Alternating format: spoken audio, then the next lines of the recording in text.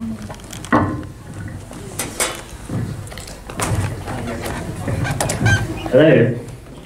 So, we're doing this again, so we might just follow the formula, right? Yeah. So, I think my first question to Luke was, you mentioned when he was a young boy, a child of the 80s, that he was growing up watching things like Predator, Terminator, Alien. How does that young boy go from there to putting that on the screen? Yeah, well, like I said just last time, it's like a short version and a long version. I'll go the short version. I'm very lucky that, I love film, I love cinema, and I'm very lucky to grow up in a family that's supported Australian film and Australian cinema in behind-the-scenes costumes, props. So I was kind of born into that respect.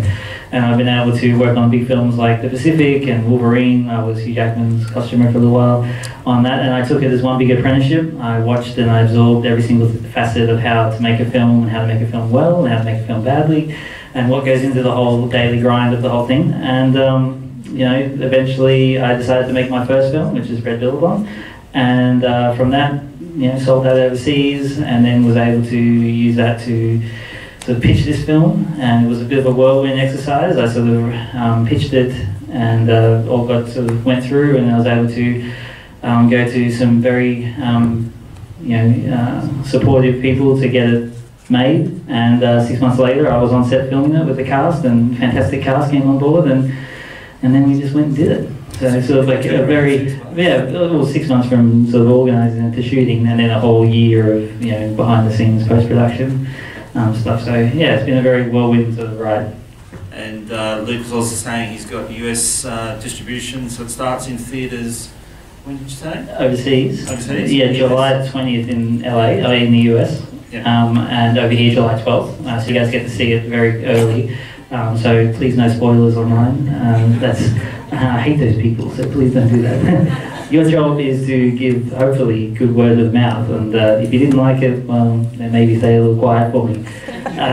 Just say nice. It's just what you liked about it. So, these advanced screenings, as Luke's saying, they're word of mouth. It's to get the word out there to encourage people when the film does come out theatrically to get along and see it, because, we all want to support the amazing work that Luke does, and there's some really great people, not just myself here in Queensland. There's Chris Sun making Boar up in northern Queensland, and guys in Brisbane here making another sci-fi movie. So we're out there, and big things have small beginnings. So support from this one might be able to make it not my film, but maybe another filmmaker can make his film off it, and employ Australian crew and Australian cast and have Australian production. So. I really hope people do get behind Australian films. We're actually showing, after this session tonight, we've got another indie Aussie film called Rabbit, and then we actually are playing Ball on Sunday. So, we're, as a festival, we do like to support indie Aussie cinema. So. Yeah, but for an independent film like this to break out like it has, it's kind of surprising, even me, having American and then New Zealand that opens July 26th, and then the UK and China and all the other places. So it's kind of growing a life of its own, which has been very interesting. On a massive scale as well. Is there anyone in the audience who was on screen? Any people, extras, behind the scenes artists? There we go. And what about aliens? Any aliens? No aliens in the other screen. Well, talking about... What about behind the scenes people? Any behind the scenes people here? No one worked behind the scenes here? Okay. Oh, there they are, up the back. Talking about people on screen, we have the cast here as well, so... I hope we've wrangled them all. I think so. All of the cast, some. come on down. Izzy, Zach, everyone is up there.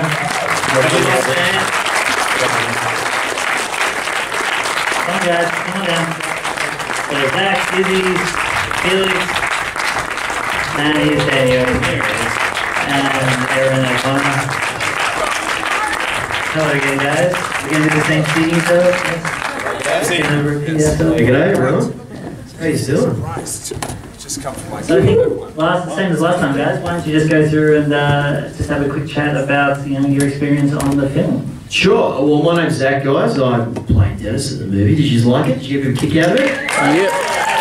Comes up, doesn't it? It's good. I think there's been a note that a lot of us have struck during this, which is basically, this is an unusual kind of production for Australia. Firstly, government funding, which is one thing, but also the fact that it's ambitious. It's really, really ambitious, and Luke didn't want to cut any corners with this. I think the other castmates will attest to the same thing, but having the practical effects and having the incredible artisans around us, the people who made the costumes, who built everything, who blew the fuck out of Moolumbar, you know, those kinds of things are what really give you a great immersive experience as an actor. But it was a collaborative approach too. Everything was really collaborative. Luke was very open with what he wanted to do. Dennis originally was a tattoo artist in a remember that? And we couldn't find a tattoo parlor that was like real grungy enough.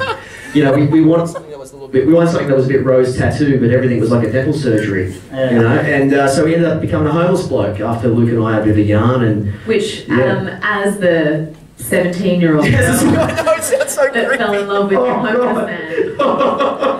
I remember reading the script. I'm proud of my daughter. She chose well. He's smart and articulate, and he looked good with his shirt off.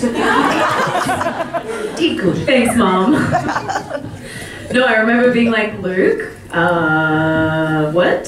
And he was like, just trust me. And I did, and it like I you know, we got on set and it was like this really real moment, and I was like, all right, I trust you. Yeah, it was just an interesting perspective, something different, 100%. right? Because the alien invasion, so everyone becomes homeless. Yeah. You know what I mean? So his estimations in life kind of goes up. He's like, this is great. It's got people living with me on the streets. Right. Everyone else is like, this sucks. Now I get it. Now, Yeah. it's in the club.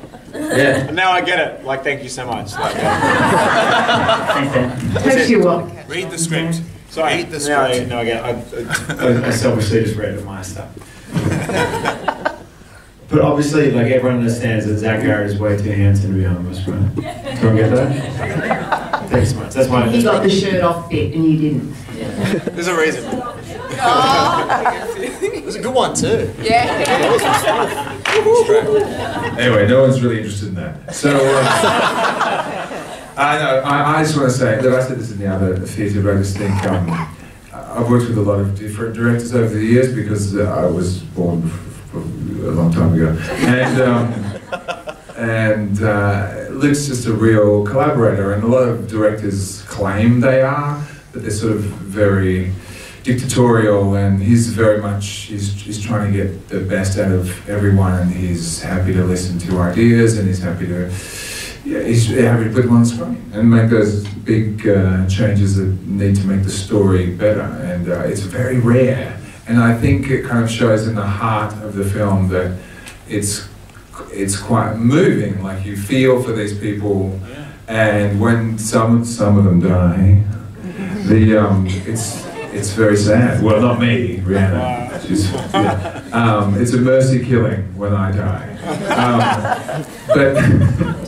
But yeah, I just think he's a really great collaborator, and I think it shows on screen. Well, I was just looking for like the real people, like the real Aussies in an alien invasion, rather than focusing on fighter pilots or presidents or, you know. Did you guys feel that? Just real people, and it was funny, and there's tears. I cried. I keep crying. I don't love it. I mean, I couldn't see, you know, the American president flies a fighter plane in Independence Day. I couldn't see our Prime Minister doing that. No, it's Aaron Jeffries, man. A couple of mates from down the road, they get together and go, we're going to take these aliens. Hell yeah, I can see that. You know what I mean? What do you think? Yeah. Go drop this. Go Aaron, go Dan. Someone. No, I was just, it's just a beautiful ride. Like, there's that flavour in Australian films, and I think Luke has done it justice, and we had fun, just a little bit of fun. And were you all surprised by the scale of the film? Were you expecting something that was going to end up that big? No. This is your time. Well, Luke, just on that, Luke, tell us, like, the shoot. How long, whereabout? I believe it was all shot around the local, well, not so local to here, but... Yeah, it was Gold Coast, back at Gold Coast and Moolumbar, just across the border in New South Wales, which is some fantastic towns and mountains down there. And it was a 6-week shoot, which was really ambitious for this sort of movie, because usually it's a lot longer. So every day was a struggle, every day was, you know, even thinking about it makes me tired. Every day was just, you know, just trying to get the cold sheet, get everything done. And we did. And then we came back and did a couple of pickup days where we got to blow up even more stuff, because I looked at the edit and I went, more explosions! So we came back and blew some more stuff up, put some helicopters in and everything else. And and then the post-production period's been like a year, so that's the And longest did you part. shoot sequentially, or did you start putting stuff first?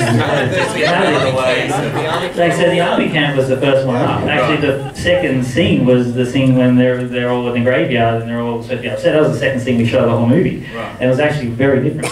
It was more, in the original script, was just a bit more, Action Jackson over here is an idiot and everyone's an idiot, and it was just a bit more thing. Yeah, everyone was just a bit different. And then we went and we shot the death scene 2 weeks later of Rhiannon, and then I sort of already thought of it, and all the actors came up to me, Tim especially, and said, I want another crack at that scene, because I feel like the film's taken on a little bit more of a life of its own, where it's more grounded, more real, rather than one-line catchphrases every 5 minutes. And I agreed, so we went back and shot it again. So it was very interesting. So the sequence was all out because of actor schedules and special effects and everything else. So it was very interesting. Like Wollongbar, the explosions in the showground was like the 3rd week, and then something else was the next week, and we're back in the studio for a little bit, and then back out. So it was all over the place. So for the cast to sort of remember what's going on, especially in this size scope of how many plots are going on and everything else, it was fun. But everyone nailed it, so it's good. Your head must have been completely swamped. You're trying to piece together. The worst part for me was having to worry about like everything. So behind the scenes of getting the money, getting the distributions, getting the film sold overseas, that played on my head every day more than I just want to direct this film. I just want to sit here and just direct for a second. But everyone's like, look, something's happening over here. And I'm like, yeah, go put that fire out, and I'll worry about this fire over here. So interesting. And did you have the full budget when you started, or were you sort of, or did you tell these guys that? I'll just say yes. I'll say yes, I had the full budget. Just to say that. Paid, so Sure, of course. No, but again, it grew a life of its own. I was always going back to my really, really good supporters that support the film. It's just like, well, this is happening now, and this is happening, and we go this, and every week I'm sending out sort of weekly footage, cut to a little bit of music, and that to be like, look at this, guys, something big happening here. And everyone's like, oh yeah, this is happening. So, sort of, again, it grew steam. Right. Yeah, very interesting. We'll open the, if anyone's got a question, just jump in anyway, but here we go. Can I stand up? Yeah, just yell. No. Which scene took the most takes? That's a good question. Say money. Which scene cost the most money? And ask Luke that question. That's not true. Luke? The thing that took the most takes is stuff that I like to set up with steady cams and cranes to have these big long takes where everyone's got to act in the one big scene, and it becomes really convoluted at the end of it, and they end up cutting the cutting floor, which kind of sucks because you spend 15 takes doing it. I think one of them was tracking people through the camp, or the aliens coming in one big shot, but you can't see it in the finished film now because I've cut it in pieces and it didn't end up being one big shot. So we did it 15, 20 times. And I was like, I'm gonna get this, and it's gonna be great. And then you get in the edit suite, and you start putting it in the edit, and you watch it, and you go, wow, this shot takes so long, this is so boring. I'm gonna cut this. And then, but I was the guy doing everything, so I kind of, not like someone was sitting next to me going, you're ruining my stuff. I was ruining it for myself, so, there you go. So that took the most time, the takes, but the sequence that took the most time was the showground attack at the beginning. We were there for that sort of 8 minutes. We were there for like a week and a half. All those explosions take time to special effects, have to do safety checks and all that kind of stuff. You get one go at it, and sometimes we had 7 cameras running on the one take, rather than trying to do 7 takes with 7 explosions. Save the money by doing 1 explosion, 7 cameras, all very strategically placed to make sure that you get the most impact. So at the end battle there in the fields, there's only 1 fireball we used, and it's there like 7 times because there's 7 cameras. So that's why some of the crew watch it and they go, where was I when this movie was shot? It's like, it's a little bit. I'm gonna want to expand on that actually because next time. There was actually one scene that didn't take that many takes at all. It was quite impressive. It was the one with the spin, the gimbal. Remember that one, the pickup week, where Tam and I ran in the field and you spin the camera around on a 360 axis? And I remember you rehearsed the bejesus out of it. And then we struck because it was so careful to get the explosion time right and the point of the camera. And I think we got it in 1. It was one of those ones where you thought, this is ambitious, this is ballsy. And it happened. And that was one of those sort of nice magic moments where it just sort of fell right into place. Yeah, sometimes I felt like I was more interested in directing the explosions than you guys. Get the explosion just right. Can I say a sort of fluke in Australia? Like I've been very blessed to do a few films and a few series here. And that one take stuff doesn't happen unless you have really highly skilled individuals in really highly skilled places. And I've got to tell you guys, like, I'm so blessed to work with not only these people here, but the filmmakers here in Queensland. That includes Luke's Bark, that includes our DOP, our crew here. Like, that sort of magic happens when it's, what do they say? That a fortune favours the prepared.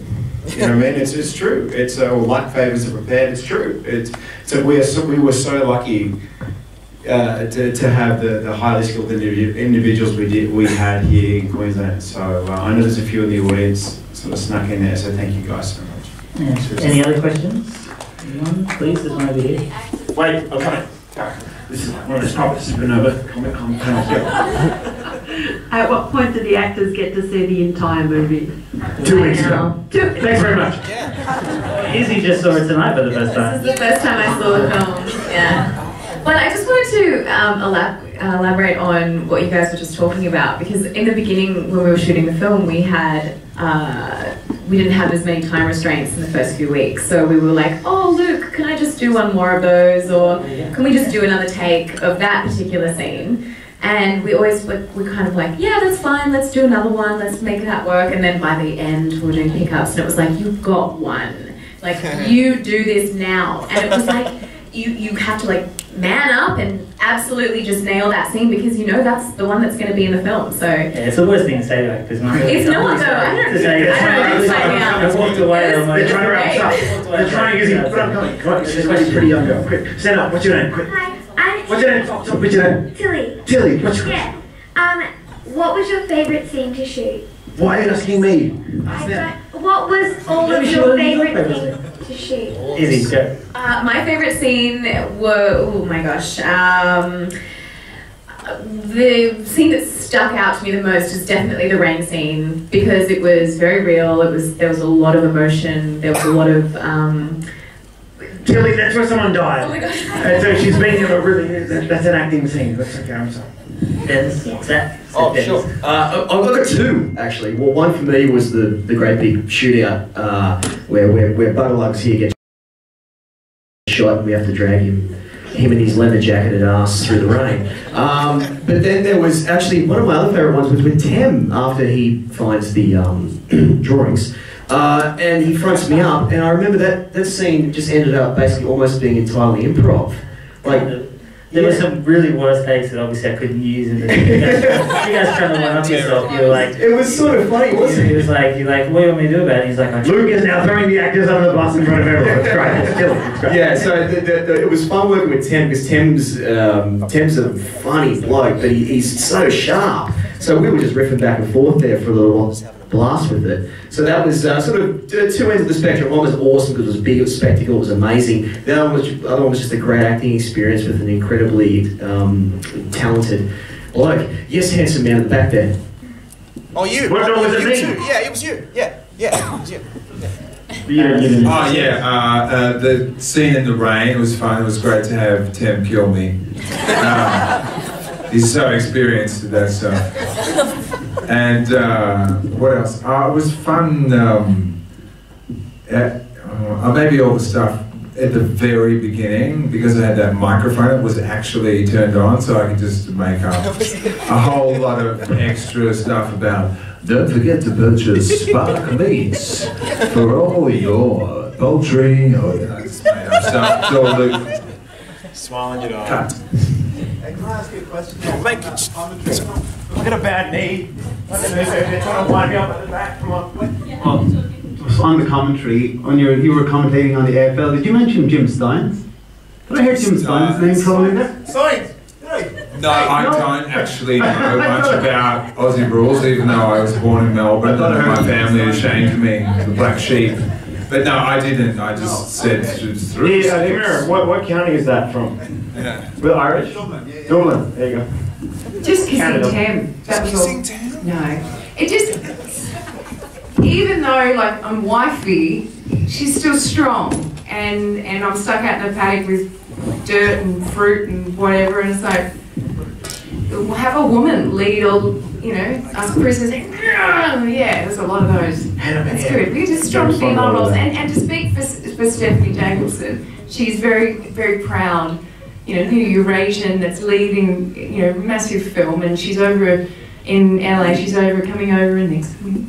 I'm proud of those, those females doing those strong roles, and my daughter. Not to say anything against you, but I think it's about even being strong female, just female. You know what I mean? Just female. Yeah. But females with the guns, they can do it. Completely. And why not have her lead us in Australian, film? I think it's great. Yeah. Fuck it, Dan. Erin, you're so pretty. Sorry guys, Erin, just one question. Erin, you're so hot. Can I ask a question? Erin. Can you just take that? Yes, stand to your right. Let's go.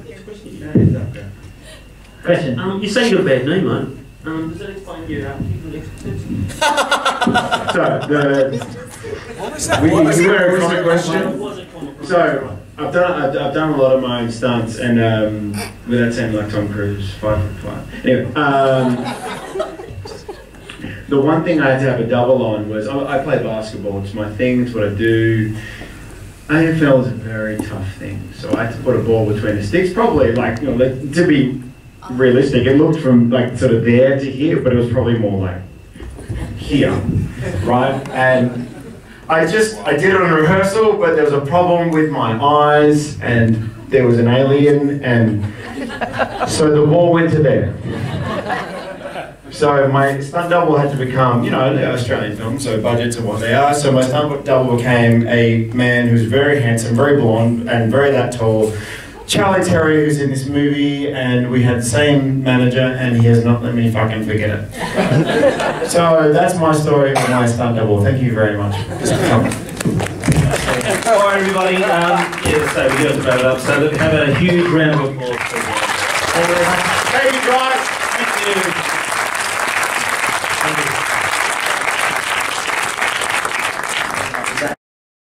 Welcome to the Galaxy Mancho channel. I am here at the Occupation screening. So what did you guys think of Occupation? I thought it was pretty good. It's pretty awesome. I liked it. I laughed, cried. Yeah. It kept you guessing all the way to the end. It was really good.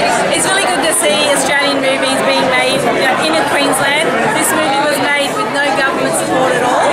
So these guys just made it out of their own pockets. They got a bit of funding from overseas, but they pretty much had to do everything themselves. And it's great to be able to show some Queensland actors. And the story is really good as well. They've done a really great job on this. I saw Red Billabong, which they did a couple of years ago now. And no, I wasn't in that one. You were in that one. Oh, we were in that one. But they've come a long way since then, so they've definitely improved and getting better and better. So I really can't wait to see what they're going to do with the sequel.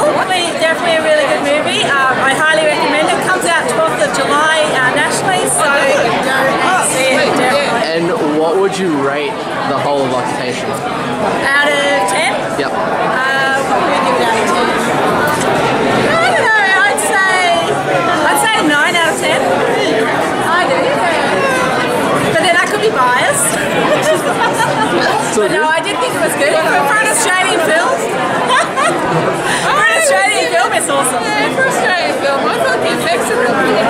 Yeah, they definitely come a long way. And were excellent, actually. Last but not least, with your role, what did you have to put into Occupation?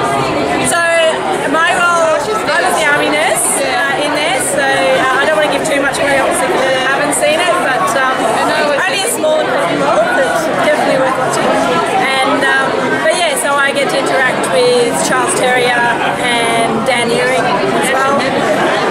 I know, I work with them. These guys are really great to work with, although Dan didn't have to do much because he just had to lay there. He was just laying there. But yeah, but I think having seen it and being on set with these guys, they were a great bunch of actors to work with, and they've done a really good job. So the casting has been great. Thank you so much for coming on to the Galaxy Mancho channel. Please, people, support Occupation. Get on board, support Occupation, and thank you so much. Bye for now. Wow.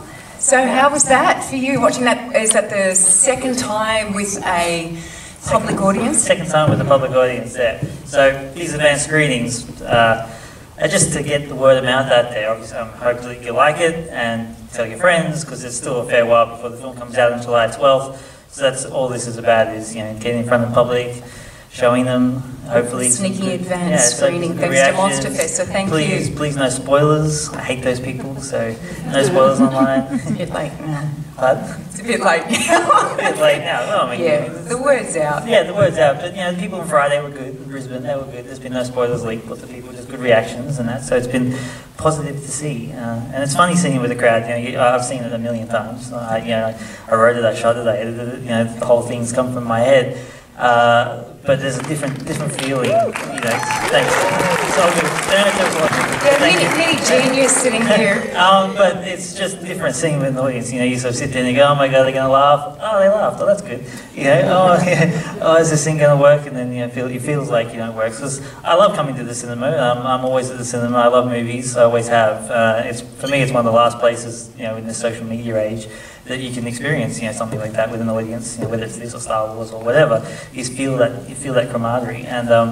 And I think that comes down to watching good movies, hopefully like this one, which comes down to characters. Because if you can laugh with people, I always say, if you can laugh with the characters, then you can feel about the characters. So we got a few little, Australian sort of jokes in there, and people, oh, it's hilarious, love these people. And then, all this crap happens in the middle of the movie, and you're like, I actually care about these people. Well, at least I hope people do. That's the intention. There's everything in this movie, Luke. Yeah, well, I sort of threw it all at the wall and see what stuck. I think that's what I had to do. Coming off my first film, Red Billabong, which was first film's always an experience in itself. Went to America. You made it. A little short, little how I did this movie, right? I went to America after Red Billabong, and I pitched a whole bunch of other projects. All of them were like way up here budget-wise, because I love action movies. I love big stuff, obviously. So I pitched all the stuff that was like quite hefty budget, which I'm going to get there eventually. And they were like, oh, anything between Red Billabong and where you are at. And I actually didn't have anything. And so I've been thinking in my head that around the time I went to America, well, I love alien invasion movies, I love Red Dawn, all this kind of stuff. So I just literally said, what about an alien invasion movie in a small country town in Australia? We focus on the characters rather than like presidents flying F-18s and that. Just focus on the characters and how they survive. And they're like, you know what? That's really cool. Do you have a script? And I said, I will get it to you. And I literally walked out, and my producer Carly is going, what's this movie? What's happening here? What are we talking about? And I'm like, it's okay. Throw yourself in the deep end, Luke. It's okay. A couple of weeks later, I had a couple of months later, I had the first draft of the script, and they liked it. And then I started casting and getting everything ready, and 6 months later we were kind of in pre-production, which was a crazy time to get that together. And then we shot it in 6 weeks, again, crazy doing all that in 6 weeks. And then last year editing it, so here we are. You come from a showbiz, Thank you. Thank you. I made that. Yeah, you come from a showbiz family. Did you ever think of doing a 9-to-5 kind of job or anything like that? Or? I haven't, I don't want to sound like a dick for saying it, but I haven't actually, I have, I've had to fill in the gaps here and there, like everybody does in the film industry, right? 10 years ago I was like not filling up Woolworths, just thinking, one day I'm going to do a movie and have to do this. No, I was up north. It's like one day I'm going to get my movie, follow the dream. And then, I was lucky. Every journey is different. Everyone's journey is different. And I'm lucky enough to have been involved in my family's business, which has done costumes and props. And I was involved in shows like The Pacific and Wolverine and all that kind of stuff. So while I was on set, I knew I wanted to direct films. And I just took it as one big apprenticeship, made the connections, listened to people's reactions and how they put it all together, and working with some fantastic directors that went on to direct Game of Thrones and all that kind of stuff. So I took all that, and then, like I said, first film's hard, and then this film I knew I had to sort of try to knock it out of the park, sort of thing. So, and that also comes down to working on these other shows, like American shows, Wolverine and that. We have a fantastic crew over here. We have a fantastic cast, like yourself. And we can make great stuff because they come here to use us. And I just wanted to make an action film here in Australia by Australians for Australians. And I was like, screw it, let's do it. Don't you love Australia?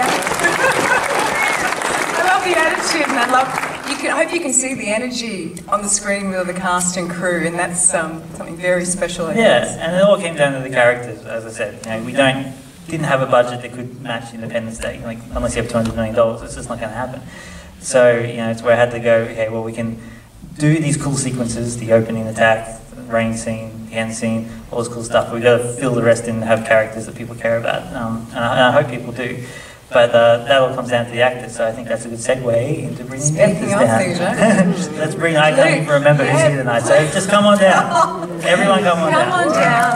Dan Ewing, Stephanie Jacobson, Charles Terrier, Izzy Stevens, Felix Williamson, where are you? Your popcorn. Glad you remember. Where are they? Very slowly coming down. Mr. Ewing, where are you? But you know, I think the actors. Zach Garrard, yes, with your fresh haircut. Yes, there we go. And I really have to take my hats off to these actors because they really gave it their role. I feel in a sort of crazy alien invasion film, they really became a family. They became a unit. And I think Charles Myer said it best at Supernova is that it's the sort of movie where, you know, in any other circumstance, these people wouldn't be friends, they wouldn't be family. Yeah, we hate each other. One, you know, if you fight in Alien one-on-one, you wouldn't win, but they came together, and I think that's what the whole sort of, a lot of my stories about family, and I think, you know, sort of they become a family and get through it, and I think that was really important for me. I think it shows on screen. Oh, thanks, Luke. It's not just a director, yeah, but anyone else want to talk? No. Any I have some questions, Luke. Okay, I good, thought I great. might start with the beautiful, amazing, and leading the way, Lady Stephanie Jacobson. Thank you. Oh, yeah, please. Thanks, Erin. That's all right. Thanks, sister. Pay you later. Stephanie, you're from LA. How on earth did this script and role come to you?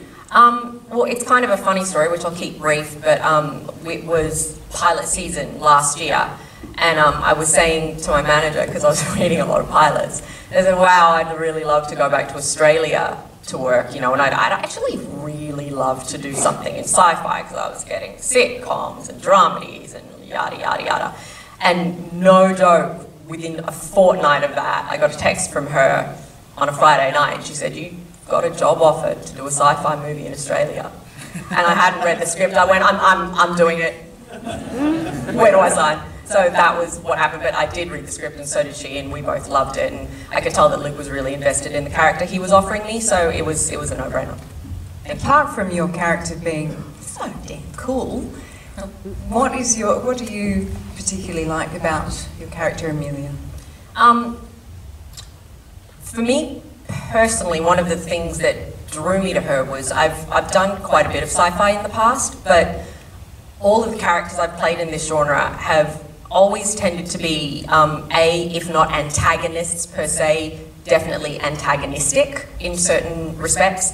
And this is the first time I had the opportunity to play a character who starts off as just a very, very normal girl living a very normal life and is sort of compelled by circumstance to develop into a warrior. So that arc for me was really was just something rare, I think, to come across.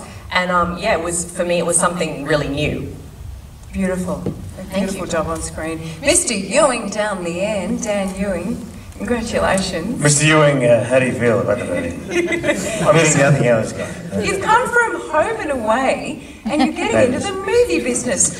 So TV is kind of consistent, it's a good job. Why the crossover to come to movies? We're happy about it, but what drew you? Did you see that film? No, look, and honestly, Erin, and I feel like you and I can talk privately in front of hundreds of people. Erin and I have another film coming out later in the year called Beast No More, and Erin takes advantage of me, I was going to say. She does, her character does. No, honestly, I feel very blessed because, I'm sitting here in front of an amphitheater full of people, and we have how do we say, well, the announcement happened today, right? It was. Yes. So I don't know if you guys read the Daily Mail. It's a really great, it's really profound piece of journalism. Our Hot Tomato. We're getting a sequel, by the way. So more fun and games. Without any exaggeration, Luke Spark, Carly Emery, and Carla. it's amazing. We're getting a sequel, and this hasn't come out in cinema. Okay, so this is profound. So and so why did this occur? It's beautiful. Like I got sent an incredible script. Luke Spark is a great director and ensemble cast. Dan, you get to work with some people who have been in film for many years. How did you find getting to work with Tamara Morrison and Stephanie Jacobson, Jacqueline McKenzie and Aaron Jeffries? Were you a little bit intimidated? You seem pretty confident, but did you learn from them and to be, put into this, and you're the leading male with Tam and Steph? Well, I truly see it as an ensemble, but to have Steph as my fiance, to have Aaron Jeffries as to come in and a great ensemble cast, and Mr. Bruce Spence. I can't tell you guys to have Bruce Spence, Tamara Morrison, Jack McKenzie, really handsome gentleman next to me. But with all due respect aside to our cast who are slightly my senior, our younger cast absolutely kicked rocked it, yeah. Like they did. Yeah. And I mean you're younger than I am, and you kicked ass. Dan Ewing, can we just I know you as a basketballer. What about AFL? Is that your thing, or did you? Yeah, it's really. I'm really good at AFL. Did you kick that ball? I'm actually really good at AFL.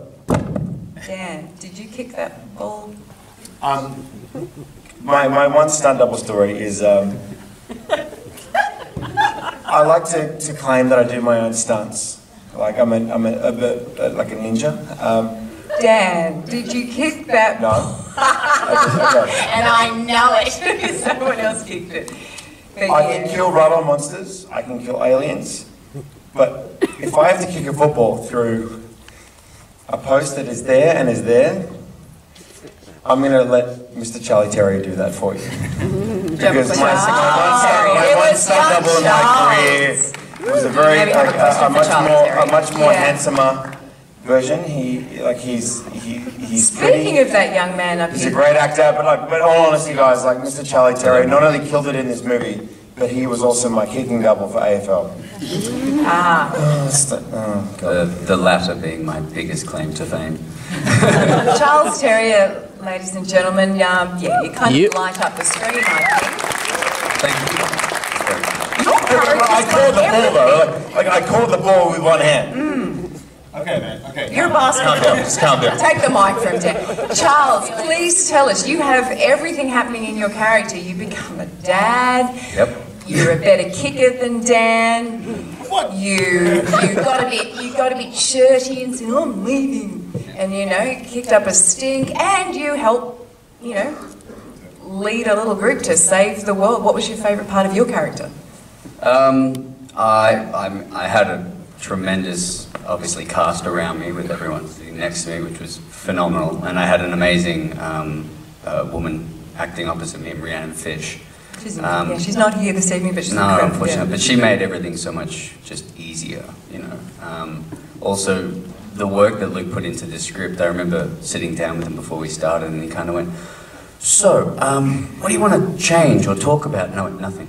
There's nothing I want to change." And he goes, "What? Why?" And I went, "It's perfect, Luke. You've written this story. You've written these characters. Jackson is, I think, a multi-layered individual, but we can sum him up as a dick. I think he's very much, just misunderstood. He is, everyone goes left, he goes right. Yeah. Vanessa makes that very good point when she says, you always want to be the best. Slow down, let them run this. And I think for a lot of his life, the place I came from was he was obviously someone who wanted to, play AFL and stand out in the crowd and everything. And this was one such occasion where he really had to grow and mature as a person. And I think the announcement of, also you're going to be a dad, big one, yeah. Very quickly was like, pump the brakes, turn around, look at yourself in the mirror, and just reevaluate everything you've known in your life up to this point. Nice little arc. Yeah, getting to be an action hero as well is pretty awesome. Yeah, sure. Bruce Willising it at the end, Yeah. but I was literally complete roller coaster ride the whole way. Thank you. Yeah, cheers. Mr. Grant, you've had a haircut too, Zach? I have. I'm much less presentable, more presentable, less dishevelled. Yeah, from the homeless guy. Yeah, oh yeah, marginally. Marginally. Let's not get too ambitious. You're from LA too, so. Yeah, I do live in Los Angeles now. Yeah. I was from Newcastle. From Newcastle, really. Yeah. Born and bred over Newcastle, like New South yourself, Wales? Luke, as well. Yeah. Okay, that's fine. Babies. That's fine. That's right. How did this script come your way? I auditioned for Sparky for a different flick, 6 years ago, was it? Yeah, about that. And Luke just sent me a specky cold email in LA last January. And it was one of those things where you read it and he was really lovely. So I didn't remember me from this audition, but you did a great job and I'm doing this thing, do you want to put a tape down? I was like, fuck yeah. So I did, and lo and behold, the weekend after my brother's birthday, my brother's here tonight with his new fiance, well done Alex, pressure's on me now. But he sent me an email and said, would you like to join the cast? I said, mate, I would absolutely love to, but at that stage, Dennis was very different to what we saw on screen. Which was, he was originally a tattoo artist, and the issue was that we couldn't find a tattoo parlour that was grungy and Motley Crue enough. Everything was sterile. So we had a bit of a yarn, and Luke said, well, got any ideas? And we pitched the homeless angle. Did you draw those? Oh, absolutely, yeah. No. In fact, I fucked the picture up by trying to draw on it. There's actually a shot. Art department, come you on can in. see me drawing on it. How can I do this and not make a total ass of myself? I made an ass of myself. Yes. We loved your character. I think Thank you very much. It was wonderful. And being in this amazing ensemble with this wonderful director makes the job so much easier. So we're all very lucky. It's a good lesson to other inspiring actors that always do some, no matter if you think your audition isn't good on the day, like it comes back to get you and might come back around. You just never know. Yeah, really good point. Can I pass over now to Izzy Stevens, the beautiful blonde in the middle who's played my daughter, the youngest over here. Hello. Congratulations. So through your eyes, what do you think, what do you feel that the movie's about to you? Zach Garrett. Dennis, yeah. I guess banding together, it's about community, and I think that really speaks to the Australian spirit, which is why this is really cool that it's very Australian, this film. And I think it is. It's about coming together and reconciliation, and something that is really interesting to talk about in Australia that we don't talk about a lot, and doing it in this sci-fi genre makes it so interesting and so dynamic. We're about to throw to the audience, so have a quick think about any questions you may have, but I need to quickly introduce, last but not least, Felix Williamson. You're not only a fine actor, endearing and hysterical, but you actually had a part in the process of editing and script writing in this. Do you often wear two hats? Yeah, because I've got a receding hairline, so it's good to cover it up. It's the cure for baldness, men out there. I've written a few things about 10 years ago. I was living in LA as well and very disheartened, and started writing scripts, and then from that, I started producing my own web series and other little bits and pieces. But you die in this. I wrote that in, definitely. When Luke asked me about this thing, he'd already structured the whole piece, and he had a lot, I didn't change that much. But he already died then. But I agreed to do it as long as I could. I literally said, look, if I can wear double denim, cowboy boots and a hat and grow like a huncho moustache, I'll do it. And I sent them photographs of what I wanted. I literally got there on the first day and they handed me the costumes exactly from the photographs. So I was like, this is the best costume I've ever had. This is hilarious. And people go, why is he dressed like, why is he... He's a radio DJ, but he just dresses up to go and do these functions. It doesn't make any sense. Sometimes I'm watching and going, what movie am I in? I wonder. It all works, don't you think, ladies and gentlemen? Is there any questions out there specific to any of the actors here? We've got another roving mic up there, so pop your hand up or stand up if you'd like to ask any questions. Come on. I can't see much of you. Don't be shy. We're heading up the back up there. You can always talk to us later on if you're too shy. Hello, can you hear me? We've got one up the back up there, and I'll come over to you. Sorry. Give her a mic. Yep, we're up the mic. I think the movie leaves an important question unanswered. As a die-hard Cookers fan, which team was ahead when the game was abandoned?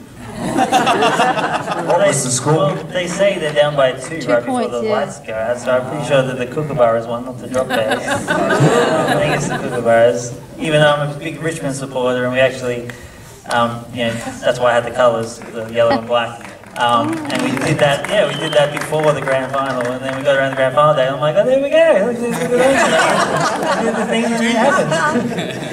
And my first assistant director was a Fremantle fan, so that's where the colours of the Kookaburras came in. He was like, let's go to the Dockers versus Richmond. And I'm like, all right. So every time there's a game, I'm always tweeting him saying, there we go, rematch of occupation. Let's see which alien comes out this time. We've got another question here. Thanks, Erin. I wondered, the film's about 2.5 hours long. How much got cut out? Like The film's an hour and 50 minutes. Film's an hour and 50 minutes. Right? Not to be all bananic about it, right? But like the first cut we did was like 2 hours and 45 minutes. So there was like a bunch of extended scenes and stuff that starts whittling away as you go down. And we went to America and when we sold it, and it was like 2 hours, maybe 2 hours or 5, and we came back and cut 15 minutes out of that before we got to this final thing, which those last kind of 10 minutes was stuff I was really holding on to, little character moments of Izzy and Tem had like a reconciliation scene, and Dan and Steph had a nice scene with their sort of just being boyfriend and girlfriend. But they all got to go because everyone wants to see the action. So let's go. No explosions were cut. It's okay. Yes, yeah, no explosions were cut. We like those. Another question here. Hey team, I'm Rachel. Great movie. So you mentioned before a sequel.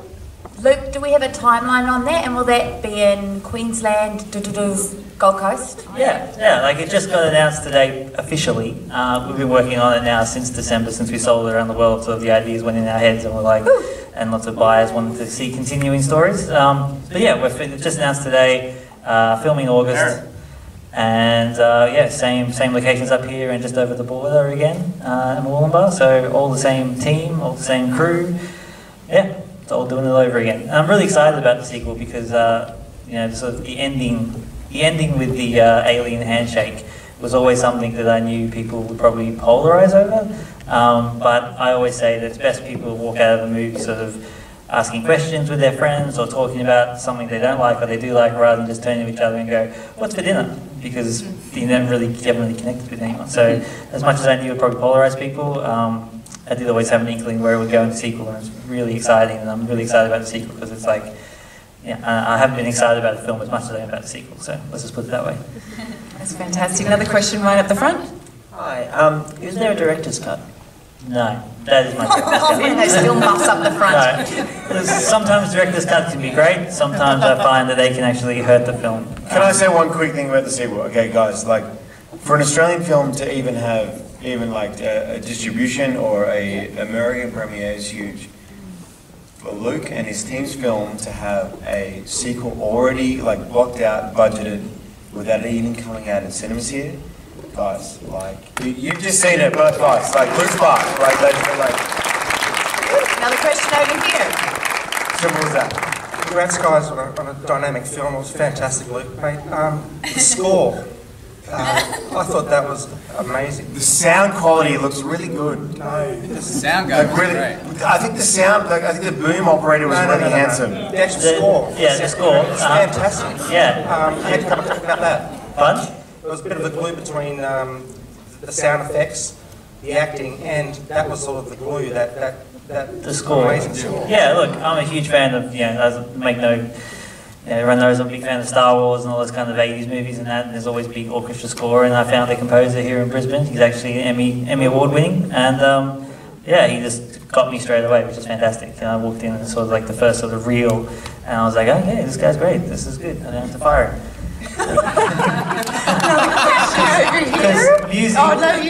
Music and sound, like it's like 50% of the movie, right? Like any movie. So I have a tendency to sort of, been known in the past that this isn't working, that's it, because I'm so passionate about making it, the best it can be.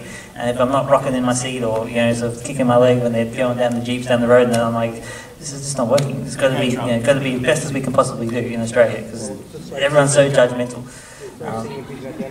Pardon? It was good seeing your vision at the end of it. Yeah, thanks. Congratulations.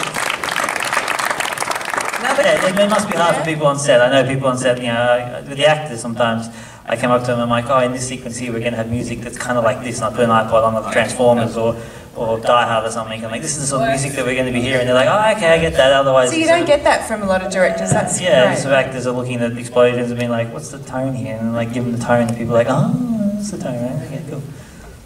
Another question here. Yes. Hi guys, thank you very much. That was amazing. I have just a general question. I assume the movie's called the same thing in America when it comes out, and I'm just wondering if it's the same name in Europe. Everywhere except France. France, I'm not sure what they're going to call it yet. I'm not sure what they're calling it, but I know from our contracts that everywhere in the world's occupation, France, something else. Can't answer that just yet. I'd just like to say I made some really nice friends being an extra on the movie, and thank you very much. It's great to see my name up there. Yeah, no, thank you. All those people, all the background artists that rocked up. Really. A quick thing from our side, got meat puppets up here. There's a lot of like main crew and extras in the house that I can see. On behalf of the meat puppets up here, can I say thank you to you guys? Because I'm sorry, so every article you do, it's like 3 a.m. You're 3 a.m. You're there, but we're the ones who get covered in the blankets. It's they're the actors. But there's a lot of crew here that I can see your faces, that you guys were there till 3 a.m. as well, like doing the sound, doing the makeup, like making sure my hair looked just amazing. Yeah, about that. But there's a few guys out there, so thank you guys, seriously. Thanks, Ed. And your hair stayed in place, so it was fine. Another quick question for you. Do you have any specific to anyone? No, just a very quick question. I was very surprised and happily surprised to see the extras mentioned at the end credits. And also, I would like to know if anyone knows how many extras there were. 17,000 million. Pardon? 873, is that No. right? Someone said? No. Not that many. What's the population of Earth? It wouldn't be that many. Look, it was a few hundred. It was a few hundred, and those passionate people continue coming back, which was really great. My funny story I always tell is that Mawullumba Showground, we have all the big action of the set piece, and because everyone was coming, very graciously volunteering their time, there was no sign in, sign out sort of sheets that usually you would have in big Hollywood films. So we'd say, action, run from the explosions, and then towards the end of the night you see people go, cut, and people would just keep running. And I'm like, where are these people going? They're going home. Are they coming back tomorrow? Maybe. It's Mawullumba, they need to go and water the plants and stuff. Yeah. That's where I'm from. Kept on running. I've got another question here, if we've got time. Hello, I just wanted to say amazing movie, and I was wondering, this is questions to Jan, I was wondering what your favourite scene was to film in the movie? My favourite scene was with Steph, the beautiful Steph Jacobson, by the way, ladies and gentlemen. It was one of these nights where I think we were down, and God knows how much, we were into overtime. And we did a thing where we cross-shoot, so that for you guys, it's like, so the camera points at me, camera points at her, and it's great because then you don't have to worry about editing issues or whatever. And we literally just did this, we shot a scene in sort of 15 minutes for a faster on TV, like the Neighbours or Home and Away, it's standard. But I think Steph and I shot one of the best scenes of the film, and we got like variation after variation, and Luke, our director, and Tony, our DOP, just let us create. Just keep going, and we literally just, I don't know, I think we shot maybe 15 takes in this particular scene. There's a scene in the tent where she's telling me off about these people invading us. I said, well, they invaded us, I stuffed them kind of thing. And I think just to work with a professional like Steph Jacobson in that sort of environment where it was just us, the cameras are pointing in the right direction, and off you guys go. And for me, I love that because you get to work with an extremely great industry professional as a fellow actor, and then on the guys on the other side of the camera, and we had no time. That's kind of cool to me. I love that stuff. So that was my favourite scene of the film, and to be honest, it's one of my favourite scenes of the film. So great question, thank you. Another question over here.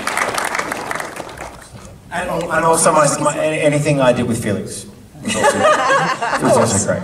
There's a question over here. At the wrap. I just wanted to congratulate all of you. That was a magnificent movie, wonderful script, Luke, and just terrific ensemble performance. And very moving. I found myself tearing up a little bit towards the end there. Me too.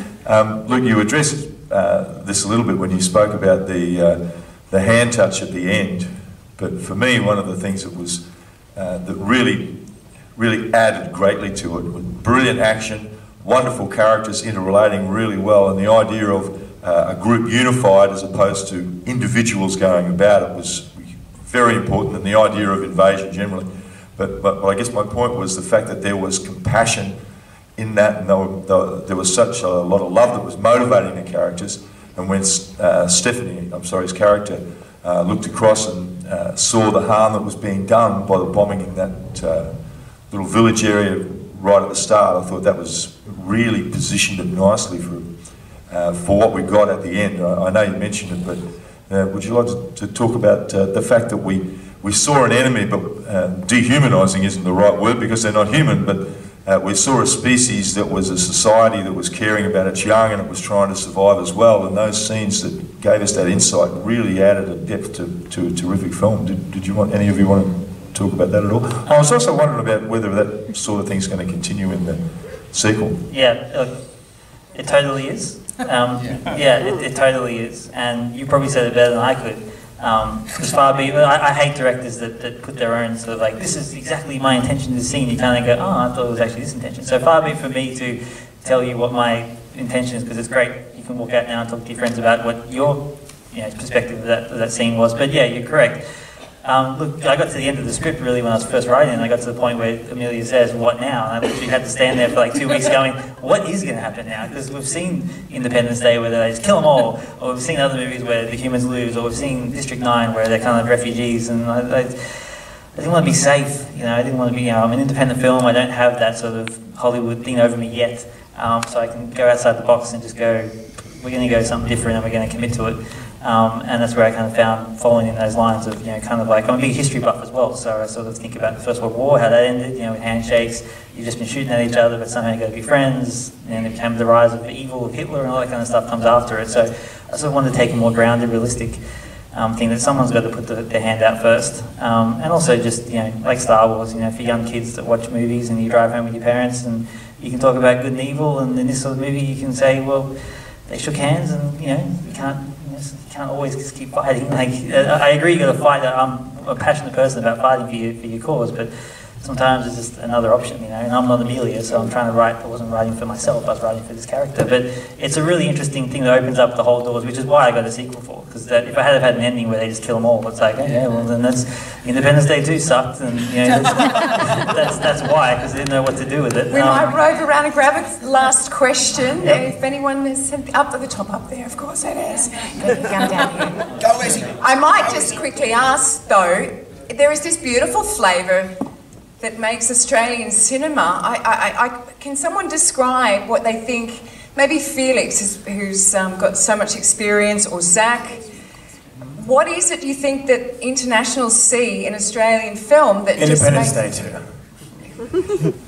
I think it's, well, for me, it was that sense of rebellion, which is, I think, permeates through us as a people, which is really interesting. You've got things out of history like the Battle of Sovereign Hill, the Battle of the Castle Uprising, the Parramatta Workhouse, Women's Workhouse rebellions, and even the Star Hotel riot. Yeah, the Hyundai in Newcastle. But no, you've got these sort of this sense of rebellion, which I think permeates through us as a people, which is really interesting, and of course the sense of isolation we have as Australians. And of course, people see America as leading the world in cinema, and they see themselves as that in some regard. So each nationality has its own sort of character that comes out through its narrative, and I think through us that sense of rebellion is something that responds to us as a people, but also internationally, because I think there's that sort of that roustabout sort of rat-baggy attitude that sometimes we have as Australians, which we sort of. But also we just dislike authority. We don't like being told what to do ever. Yeah. So ever since we arrived here. I might just grab and this our overlords told us what to do, and we're like, we're not doing that. Yeah. But I just on that last point, though, that gentleman, his long, very great observation and the question. I think it's very much like your attitude. It's very much, you say, Independence Day, such a just like a shoot 'em up, let's kill them all, us versus them. And I think it's very much a film of its time. This one, which is about broaching some kind of peace, about having some kind of understanding. I think it's kind of this period, because we live in a time now where it's, we're dealing with a lot of leaders who don't have much understanding. Well said, Felix. A quick question here and then we might wrap it up. Sir? Perfect segue to the Yank. I was saying North Korea, North Koreans. I meant, oh no, not North Koreans. Is there any North Koreans in the crowd? Hey, I fled Reagan, Anyway, I think what we love is, by the way, the sparse dialogue and the very direct way Aussies have of growling and sort of being friends at the same time. But, and fantastic in the cane fields of Mawulamba, fantastic character development, great filming, great cinematography there. My question, how intentional was your tribute to Iwo Jima there with the Aussie flag at the end? Look, of course, I said I'm a history buff, so of course that comes to my mind. I'm not trying to emulate anything. America gets their flag-waving films, no one bats an eyelid. So I was like, well, I love my flag, so I'm going to put my flag in there. I like it. Thank you. That's awesome. Yeah, my forefathers fought for it, so I was like, well, I'm going to stick it in the film. It wasn't meant to be anything. I just like the image, all the way back to the Independence Day wars, from America and that, just people running up to, just something that appeals to me. It's one of those things that just directors put in that just appeals to me. No one could convince me otherwise. So, thank you for the question.